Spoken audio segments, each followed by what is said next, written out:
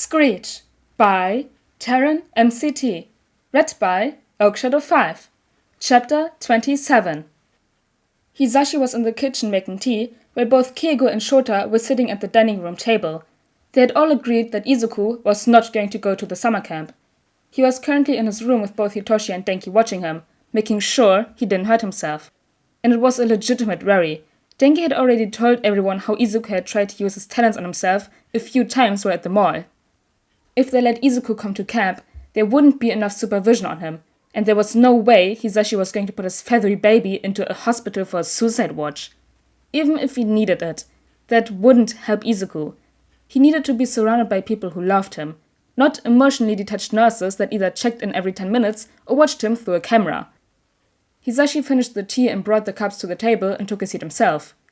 "I'll be able to call off from patrols, but I still need to go to the station. I can take him with me then." Keigo nodded at that. "I can't take off from patrols, but I can watch him during the nights." "I hate to suggest this, but," Shota started. "would it be a bad thing if you put a quirk cancelling cuff on him? That way he can't step out the window if you need to use the bathroom like he did with me." Keigo clearly wanted to refuse, but he also knew that Izuku could sneak away. "No," Hisashi whispered.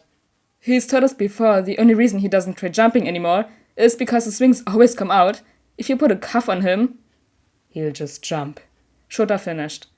"Shit." Denki held Izuku's sleeping form on his lap, running his fingers through his hair while Hitoshi was playing with his hand.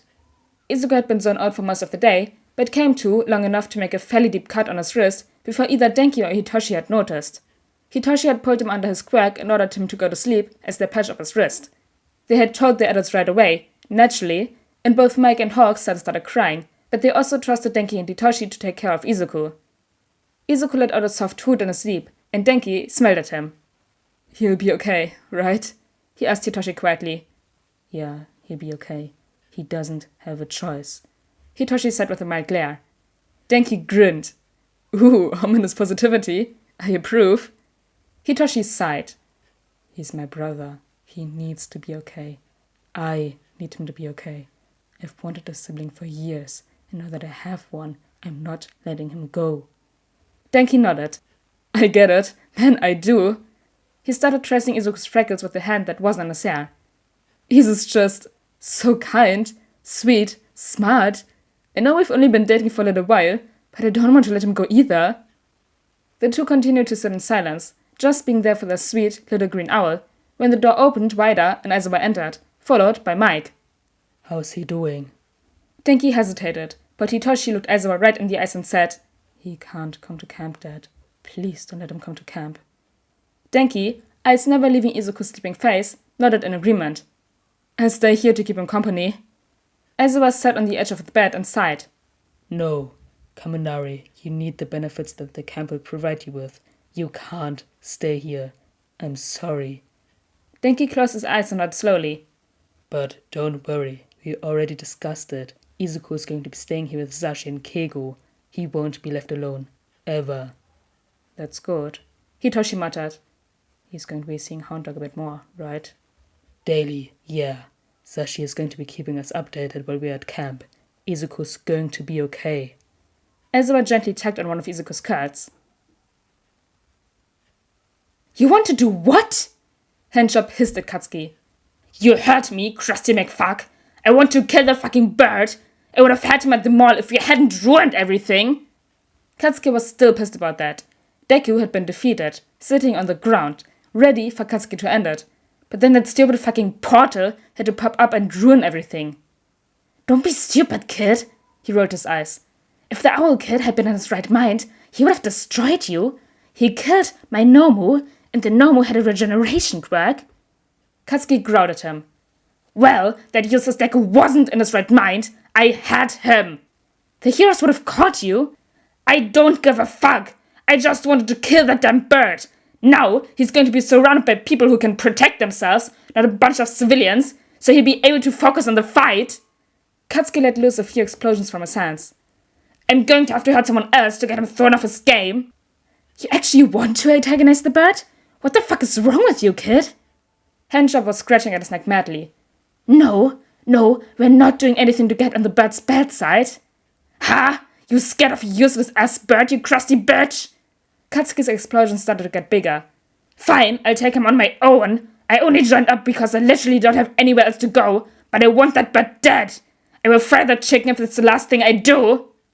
And since you work for me, I say no you won't. Katsuki glared at the crusty handjob. He had already told him what his quirk was, so all Katsuki had to do was avoid his hands. Katsuki grinned darkly at handjob. Just try to stop me. Shigaraki Tomura, please rethink this. If he does not wish to cooperate... The warp gate guy started, but was interrupted.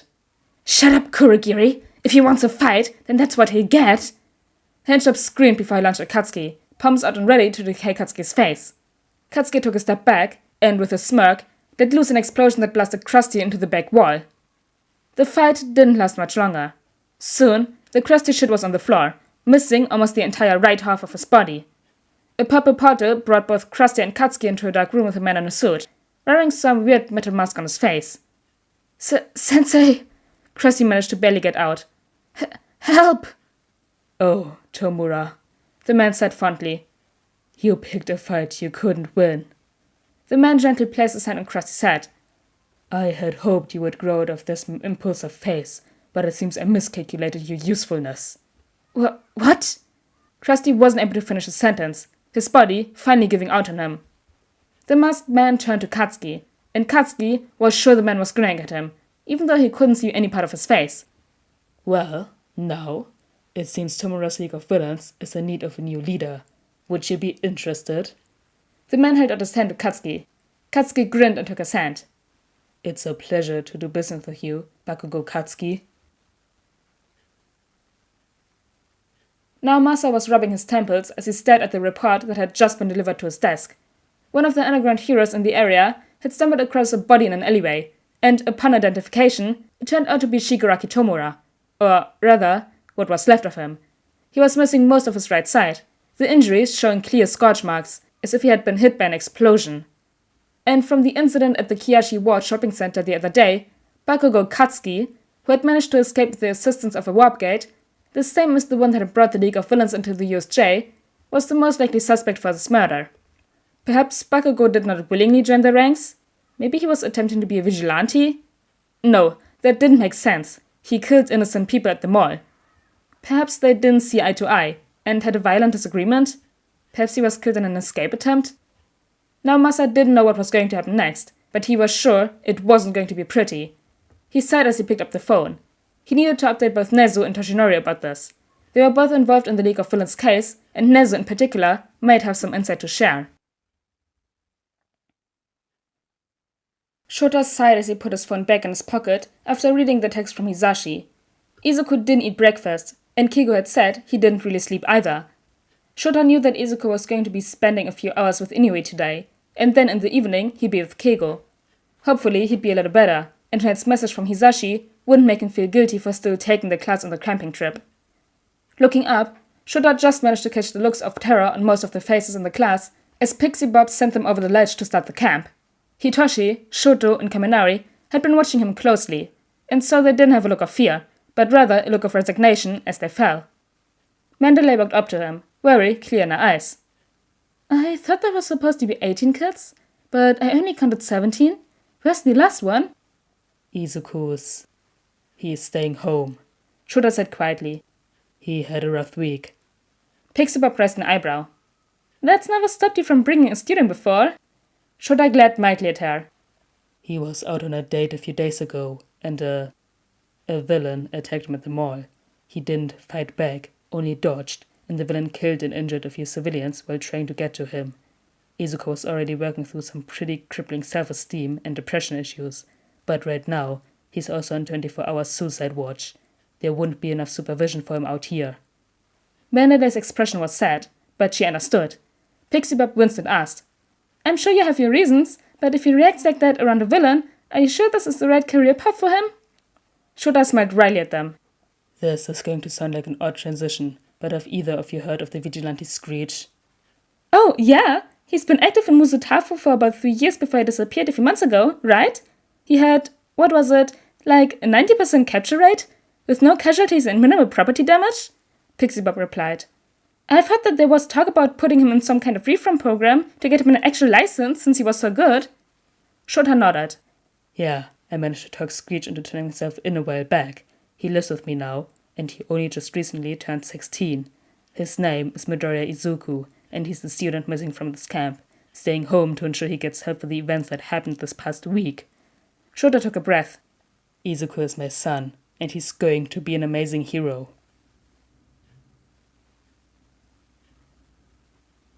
Oh, Shota said that Izuku's going to be an amazing hero. Oh, yay!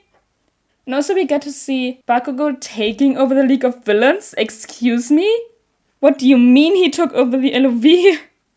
But anyways, guys, I hope you all enjoyed chapter 27 of Screech, and I'll see you all next time. Bye!